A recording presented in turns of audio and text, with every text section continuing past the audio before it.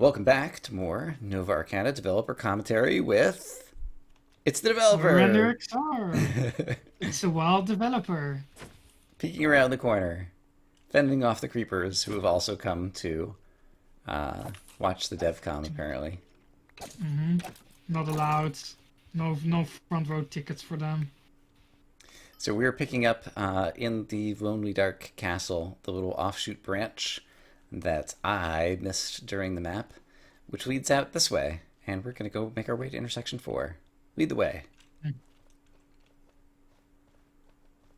Nice and lit up. The map maker wouldn't do anything mean right here, right? Nope. So there's a tripwire right here, and it goes all the way across over there. And is it just like 4 creepers and 4 cave spiders? Where's the actual mechanism? So, if I... Oh, there's a lot of stuff in here. Okay. So there's some actual redstone. No command blocks. Old school. Cool, yes. Let me quickly turn it off. So yeah, there's basically just a pulse shortener to make sure it's a 1-tick pulse. And then it basically just loops. Alright, so it turns on a clock, and then is it just 2 dispensers that eventually hooked up with 2 over there? So it hits 2 on this side, and then hits 2 on the in front of the player. So 2 in front of the player. Oh, so there's in front and behind, so you're surrounded. I didn't realize that. I'd only noticed it in one direction. Okay. You're not properly surrounded, because right here it's kind of like on you almost when you trigger it. So it's right here, and then you see them in front of you, and you kind of back off, and then they're behind you already. Got it. So you're right here. So by me missing this path, I was actually being very clever to avoid a trap. So good job, me. So this is one of my favorite tricks, just using the 40 block tripwire just as a surprise, because nobody really thinks about, oh yeah, the map maker could put like a 40 block tripwire here and like trigger it somehow here. Tripwire normally is very narrow, so why would be very long? Right. And I seem to recall, I think Martian, such paradoxin, did actually see it and disarm it, if I'm remembering correctly. So, obviously possible, but that's one that I would have, if I had come this way, I definitely would have set it off. It might be because they... Actually, I'm not sure if they played Horrify or not. Because I did the same trick in Horrify. Oh, okay. So all right. some people might get used to me pulling off that trick. Right. Although in that one it was with a precisely calculated TNT cannon.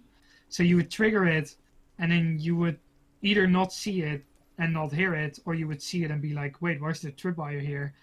And then while you're kind of looking for where it's connected, the TNT gets like precisely shot at where you're standing, and you get blown up.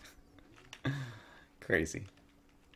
I like traps with style points, like precisely aiming TNT cannons at the player.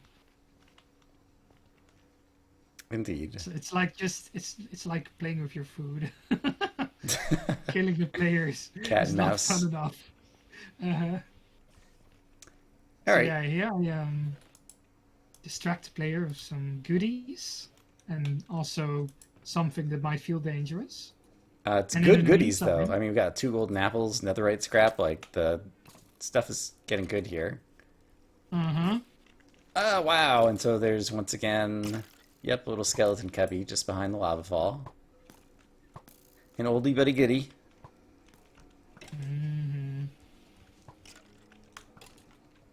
So yeah, you either get shot into the lava, or you get shot by me, or just killed to death because you only had 1 heart. All right, neat. And then some webs to kind of slow the player down. And also suggests that there might be a spider spawner right here. I should maybe not have put this spawner here, because some people will think, oh, spawner, let me take care of that before actually standing there. Oh, it kind of reduces the possibility you're going to get them caught in your trap. Yeah, Exactly. I see. Because I basically encourage people to keep walking forward instead of Yeah, it's staying really there. weird. This is one of the few places in the map that I never walk through, and so we're walking through it and talking about it, and I'm like, I'm not sure how I would have played it. If I have played it, then I know how I would have played it, at least in one universe or whatever, but when I haven't, then it's just like, what would I have done? I'm not sure. Yeah, what would have done? I hope people would also kind of look out the window and see the red mushrooms and be like, oh, that's interesting. It's different. So let me go there. Oh, the red mushrooms versus the blue mushrooms? Got it. Mm-hmm. Yeah, I mean, I could see when I was looking at the castle that, like, I was in a blue castle, and then there's, like, a redder looking, well, I guess it wasn't the castle that was red, but, like, the mushroom redness on the outside or whatever was visible from the other side. And so it Mm-hmm. definitely, that plus the vast chasm signified different, but it didn't associate in my brain that I'd also seen it out this window to that it was going to connect over here. Mm-hmm. Probably just my failing on that one. Mm-hmm. So with this area, I tried to basically in front of it, I put a lot of lava to make sure there were less natural spawns. And then once you actually get into kind of this main central island bit, Right. turn the biome into void biome, so it doesn't abruptly switch into no mobs anymore. It Yep. kind of gradually does it. Okay. And then I also made sure it felt light enough with kind of the magma, mire, marshes kind of. Yep. And so I remember, Yeah. like, I was entering from a different direction, but I remember, yeah, like, coming into this area, like, all of a sudden it was weird because while there was lots of light around, there were zero mobs at all. And so it didn't take me very long to pull up F3 and just say, is this the void biome? Yes, it's the void biome. Mm-hmm. Yeah, you went through the wall and then via the Great Web, which Yep. kind of has a lot of mobs. Yep. And you immediately get into this, and it's the contrast of no mobs. So you're like, hey, what's going on? Right. So yeah. Um, you would usually actually find the extra diamond cache here. Right. Yes, I saw one or two folks get that. I know I saw a no leaf clover come over here. And this was, I guess, all the other diamonds at the front were extremely trapped with super creepers. I don't remember any mob traps over here. Yeah, There's a the fun main, box down here. I see. Okay. the main challenge of this one was basically the fun box. Okay. But Wait, there aren't is any this super Enderman? creepers buried among the diamonds. Yeah, Or this things like that. I like how this Enderman spawner is invisible. The one you're standing in? There's no mob spinning in this one for me. Oh, interesting. Let me try to look inside. Oh yeah, you don't have the. I should change the texture of their texture pack. Yeah, Actually, you're right. no I can't mob. see the mob inside there either. Anyway, Enderman spawners are broken, so I don't know why I'm acting surprised here. I was Something broken for, in Minecraft? Come on now, Render. for 2 weeks long before actually uploading the map and allowing people to play it. I was trying to wrap my head around what was going on here, because every time I stood here, my logs, the kind of output log, Right. it would get like filled with just errors like every tick, Uh-huh. and they would actually get saved as like error logs in my computer as well. So it's And taking if up you this stand space. AFK here Yep. for like a day, you would literally get a 10 gigabyte error log. Yep. That's how broken Enderman spawners are. And I at first thought it was these fire spawners. Right, you but figure, yeah, when something wasn't. goes wrong, when you're doing lots of crazy stuff in a map, you figure it's the exotic stuff that you're doing that is likely to be the cause. Mm-hmm. And then one of my friends, Suso, he's good with mechanics. He explained that Enderman spawners, piglin spawners, every neutral mob, like iron golems as well, those spawners are doing weird things. But yeah. Those random, yeah, challenges of being a map maker. Mm-hmm. Trying to find an issue that's not the issue of your map, but you're not sure if that's the case or not. Right. There's a structure with a cake over here. The cake is sitting on some kind of different block. Oh, it's too obvious. I'm sad. But there's cake. Nom I nom nom think nom this nom nom one nom. you can just eat, because this one I tried to make it seem like it's conspicuous. And then basically if you dug on top of it, you would trigger observers. Oh, good! That's the trap I want to exist. Oh wow, I even put pressure plates for even smarter people. Oh, who dug like a few squares over or something? Okay. Oh yeah. Interesting. I don't I think like I this more even than like saw Prime the TNT. structure. Uh-huh. Which is good. Yeah, I came to intersection 4 and I Okay. like saw that there were some towers and things and I was like, I don't need loot. I kind of like this more than primed TNT, because this really throws people off. Like you, now even if you punch it, you're like, first you answer the question, is it primed TNT? Yes or not? Okay, I guess it's not. And then it's like, wait, did the map maker hide extra pressure plates in between the Right. TNT? So even punching it could be, yeah, scary for different reasons. Yeah, so basically when you see the TNT, just go dig. So do you know if you killed anybody? Dig underneath this. No, this one is just also kind of just to play. Whoa, it's kind of more as a joke kind of thing. Right. Just, I guess, playing with the player. I guess. You can, I mean, even when it's an obvious joke or whatever, like you're still playing with people's curiosity or whatever. Yeah.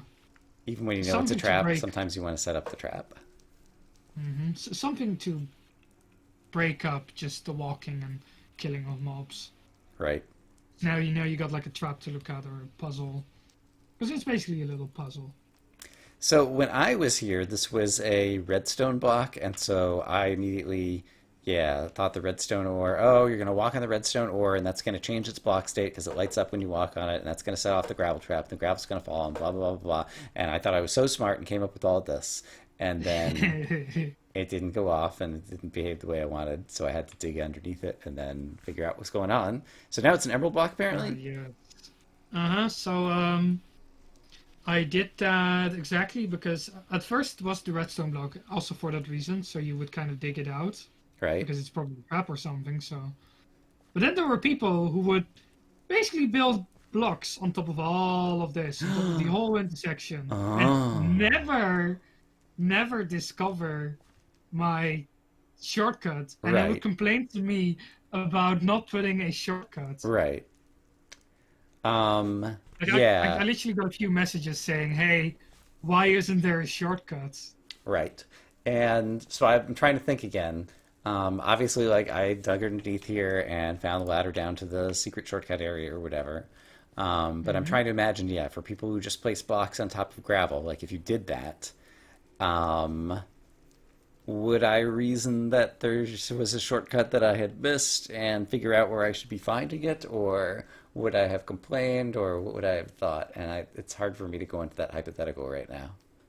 Yeah, it basically boils down to would you make the connection with digging out the redstone ore, like afterwards, once you like realize there's no shortcut. But why would you think, oh yeah, that redstone ore, there must be a shortcut underneath that? Because I normally don't hide stuff So did you underneath put the something. emerald there because it looks like there might be an emerald hidden underneath the intersection there, and that's why people would dig it up more likely?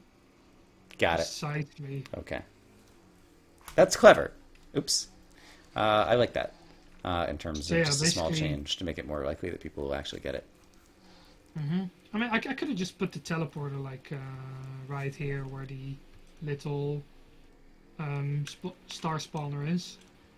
But Oh, right. This exists now. I felt it was more fun if you could actually just dig it out right here, and then find it like in a surprising way. Right. Yeah, I agree that it's more fun to do it that way. Um, and I do think this is potentially a good change to make it more likely that people would find it. Mm-hmm. Yeah, I mean, that's, again, I think I've mentioned it before that I think you are more willing to take some risks or defy conventions or whatever, and kind of like put some trust in the player to do the right thing. And so this is an example of that because it's a fun surprise to go down here and then, oh, there's a secret room down here and it's got a teleport pad that's going to bring me back. Um, I, I honestly think that's one of the reasons people like my maps so much is because I do like play with what people expect me to do. So around every corner there could be something different right. that's less standard of what a normal map would suggest. All right, so I'm following you around. Here's another little structure that I never went into. It's got gravel. There's probably a chest in here. There's a chest in here.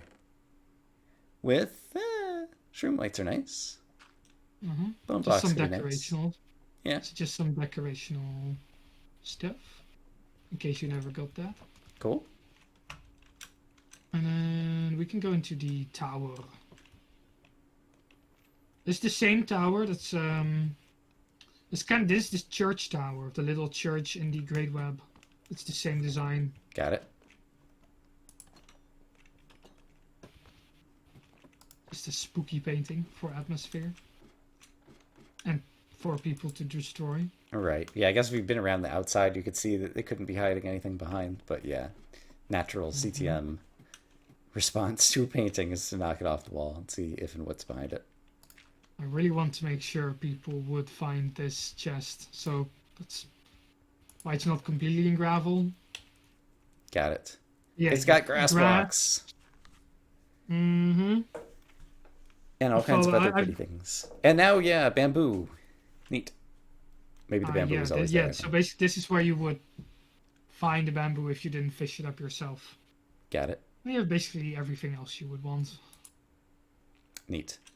Yeah, and so this was one that I chose not to come up this tower explicitly because I was watching No Leaf Clover when they got to the intersection, and one of them, came in here and found this. And in general, like if somebody finds something, a chest that I had not found, then I also just never go and get it. Okay. So that was a reason that I didn't come up here. But also, yeah, I wasn't interested in really sad. base building kind of stuff to use the grass. I guess, yeah. It has to be your cup of tea. So you just got a cool lookout. And for the people who are always curious, like what's up higher, so there's always a roof to climb up on.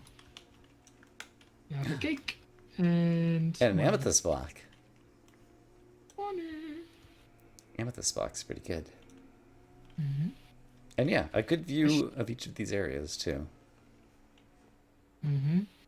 You're gonna like this amethyst block, especially when you see what the trader has or traders.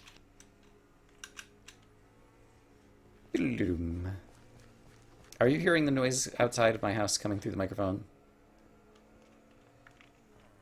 Not through the in-game sounds, so I'm gonna assume that's a no. Okay. Okay, so here I try to explain to the player, hey, you should smelt ancient debris by putting it in the furnace. Yep. I had at this point, early on in the map, like I hadn't researched new stuff in Minecraft, and then I decided that was stupid. I'm playing a Minecraft map, and I should know the basics about what's in the Minecraft version. And so I had learned these mechanics, but yeah, I did appreciate the fact that you got here, and it kind of shows off exactly how this stuff works. Mm-hmm.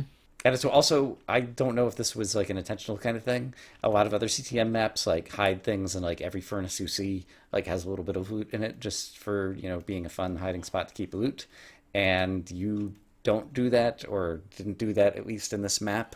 And so when you do find something in the furnace, it also, you can read it as an intention to teach you about a recipe as opposed to just see it as loot. Mm-hmm. That's very true. No, that doesn't work. Okay. So yeah, this is basically your you can now you can look at Okay. them. Yeah. This is your end game big money sink, just to make sure people use all of their money, or at least have use for all their money. Right. And yeah, Oh yeah. it was effective because things were expensive, but I was able to purchase the things that I wanted to get. I'm trying to remember, did any of the prices change since my version of the map?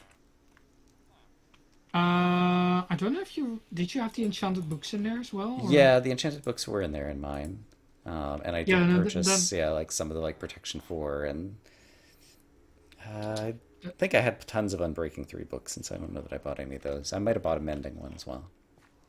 oh yeah, then I basically just left it the same as the way Okay. it was. Because I did add to the books later on to it. And then here's just a potion guy, which might be more accessible. Right. If you didn't, yeah, use a minecart to bring the other guy back to your base, then here was one that now, if you found the teleporter, you could just teleport to relatively quickly. And yeah, Hmm. I guess the night vision potions were added since I was there, and I think the rest of it is pretty much the same. Yep. So this leaves us with 4 choices. Oh wait, we have the bonus dungeon. Let's do that one first. Oh, right. Yeah, let's do it. Because, Nice yeah, little. I guess, I think possibly, I don't remember if I might have finished one of the areas first. But at some point, I was like, I have this many emeralds left to find, and I have this many named areas that I know exist in the map. And based on the fact that one of the areas was called the Arcanium and the map is Nova Arcana, I was fairly certain that the giant fireball sphere over on the end was going to be the final dungeon. So there had to be another emerald somewhere. Hmm. And then there's kind of the lantern, kind of the gap here also to clear you in, like the weird terrain where there's a lava fall going down in a cave from here. I don't remember exactly how I found it or saw it or something. I think it was actually, yeah, it might have been when I was over at the cathedral or something and coming back, and I might have seen it over here or something. Yeah, maybe that lava fall. Hmm. I can't remember exactly. It's kind of out of the way, but the terrain is different enough that from certain angles with the coal, for example, as well, Right. that people would go over here and check it out. And so if we come down here, bonus area 5, Carbon Crystal Caves. Hmm. Carbon, coal, and diamond. One could say there's a lot of pressure in this area. All right, one could say that. Hmm. And is this the first place, the first area where there was spawners that were completely enclosed obsidian like this? Yes. Okay. So yeah, that's also kind of like fits with the pressure theme, I suppose. True. True. And the fact that it's a diamond cave, like, you know, there's diamonds everywhere, so you can definitely expect that the player has at least a diamond pickaxe or better at this point for breaking the stuff. Yeah. So this really should be 10 seconds of breaking. You just need to find the piece to actually break the spawner. Yep. And then while you're kind of messing around with the blazes and the lava, the fun box right behind it, right out of sight, is just spawning mobs. Right. Yeah, I didn't think about it. I guess, yeah, we're also in the void biome still over here because this is kind of just going underneath the kind of intersection area. And so, Hmm. yeah, you had to, if you're going to spawn mobs in here, it was all going to be spawners, so you're going to have multiple fun boxes. Hmm. They're free. So basically, right at this lava lake, there's a cave spider pocket right near the lava layers. Right. Yeah, I saw someone else find this. I don't know if I found that one or not. This one is pretty hidden, so I Yeah. expect half of the people not to find this one. And then on farther on in to the right, Right, down in like the pit around over there, here. I remember, yeah. there's a fun box, and on the left, yeah, this one is here, and the other one is on this side. But yeah, I think I commented on it once before in another area, but I appreciated that once you were at the point to where, you know, you had access to diamonds or whatever, like you give the player plenty, and it does two things. Like it tends to be in pockets where they're still guarded by something, and so there's still a little bit of gameplay to, you know, undefend the diamonds in order to get them in your inventory. But means the player has plenty of stuff in case they die, or if you're playing in multiplayer and you have, you know, a lot more resource constraints in terms of getting your whole party geared up, there's plenty of resources, Mm-hmm. so I like that.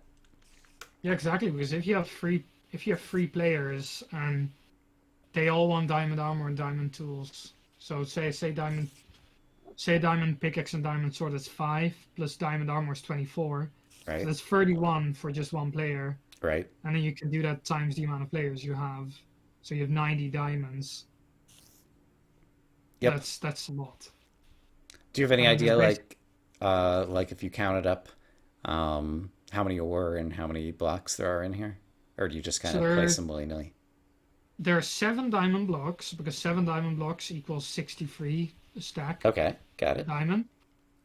And then I just willy nilly put diamond ore around Okay, in like brush strokes. right.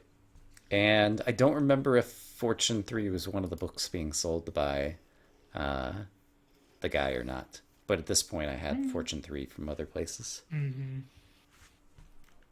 So yeah, I'm not if you sure want if it more was diamonds, yeah, here. could be the case that each of these ore is probably worth like 2.5. Yeah, I kind of enjoy if fortune's kind of a semi-rare thing or a thing you have to work for, at Right. least I for think I diamonds. think definitely my first Fortune 3 was from combining a couple Fortune 2 books that I got from different places. Um, and yeah, I enjoy doing that or whatever. Like you feel like you're earning it when you uh, put together loot like that. Mm-hmm. And it's the same kind of with Infinity as well. It's one of those rare books that you only really need one of, or maybe 2 or 3 for multiplayer, but Right. try to be conservative with them.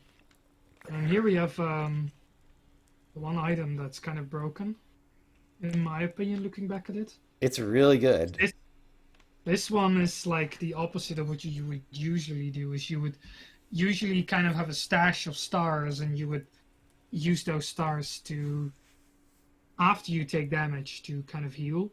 But with this one, you can use it before you take damage to gain your hearts back later, and that would basically basically make you harder to kill because you use it before you take damage.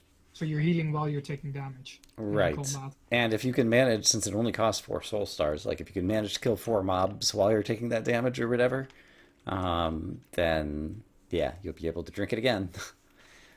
Yeah, and I if you kill, actually, I don't know go that I ahead. used it all that much. I probably should have used it more and possibly even just replaced the flask of strong healing potentially with using this instead.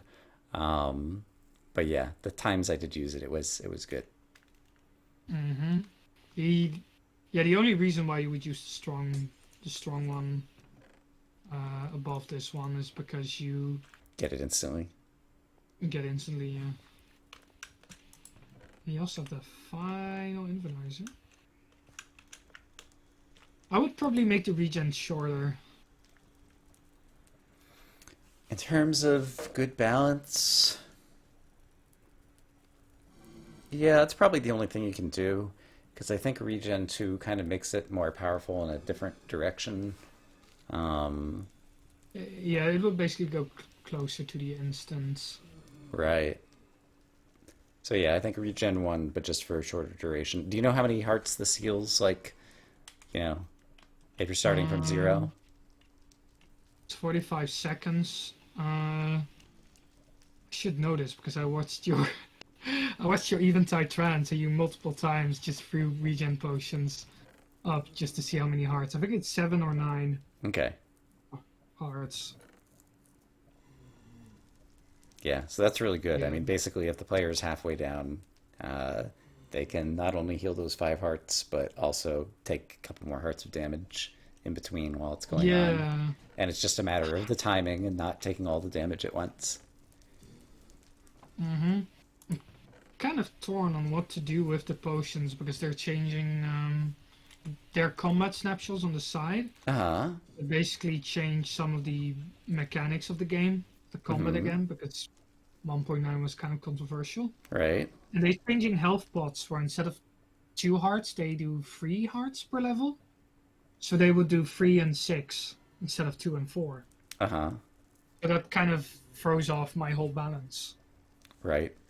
I So I have to redesign it. yeah, I mean I still don't understand why um I feel like in terms of the game mechanics at the bottom, in terms of players being able to make custom items and use commands and stuff like that, there should just be a potion of healing a half heart, and a potion of healing a heart, and a potion of healing 1.5 hearts, and then even if only two of them appear naturally in the game and are named, like that's what the basic items should be, so that people who want to make custom items can make whatever they want, rather than the ridiculous thing that they have right now is we're giving you two potions and that's it. And if you want to heal 1 heart, you're just out of luck.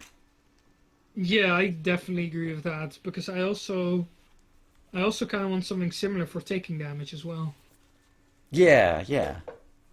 Because I Um, tried to also nerf shields by if there's a statistic that you can use as a scoreboard input uh-huh. that if you can basically execute for people blocking a certain amount of damage. Okay. So, for example, a charged creeper Yep, blast, yep. and then depending on if you take more than 10 hearts of damage, I could do 2 hearts of damage to you or whatever. Okay. Uh-huh. That'd be cool. But the instant damage effect it ignores armor. So, say you would block a charged creeper attack and it would do massive damage, and you would not be blocking. You could like resist it with blast protection for diamond armor, right? Right. Yeah, Well, so it'd be stupid the if just instant because you damage. were blocking, you end up taking more damage than if you hadn't been blocking. Yeah. Uh huh. So it's Yeah. not something I Yeah. really wanted to keep in. Yeah. I So might I yeah, might throw it in with like less damage, so just instant damage, like one. right. I feel like the Mojang folks, as kind of like a general criticism that I've had like throughout the game, is while I do think the vanilla elements, it's good for things to be non-orthogonal, and when they add new blocks to the game, it's typically, not just another block, but like maybe it has its own blast resistance, or maybe it can only be placed in certain places, or maybe it can, and there's often like two or three different aspects of the block that are kind of weaved together that make blocks new and interesting. But I feel like for the custom map maker community or whatever, like give them the orthogonal components, give them half heart, you know, amounts Yeah, of things that they can do with, and then just build the actual things that are in the game on top of that, rather than the other way around, which is so difficult or impossible to do. yeah. There, it's basically the same with custom shaders. You can apply custom visual effects to the game, which Right. I I'm will. only vaguely aware of their existence, even, so you'll have to explain whatever you're going to Um, say. it's the most convoluted way to apply that to the player. Basically, how I'm doing it in a future map, or how Suso is helping me apply it, Uh-huh. is we're basically using a resource pack to retexture a diamond hoe so you could get transparent pixels on your screen, like in front of the player, and then that would trigger the shader to know what to do. That's so convoluted. Like, ah. It's the same with this stop sound kind of thing as well. Like make it better for map makers. But yeah, Right. Yeah. rambling. And I feel like they've kind of, I don't know, have a design philosophy in terms of the way that they do things, and it's the wrong design philosophy. But I don't want to go on a rant, so let's move on to something else again. Hmm.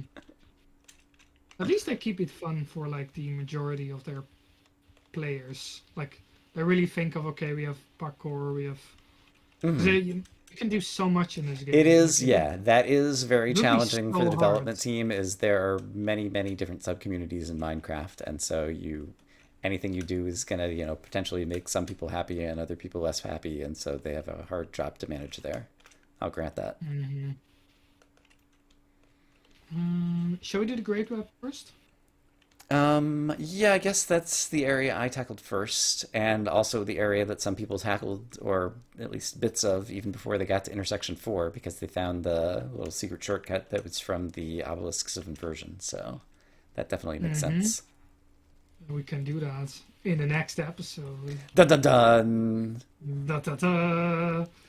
Surprise, you two people who didn't have the video bar showing that the episode was about to end. You be tricked. All right, but as for you folks who are here on Twitch, stick around and we will continue into the Great Web. See you soon.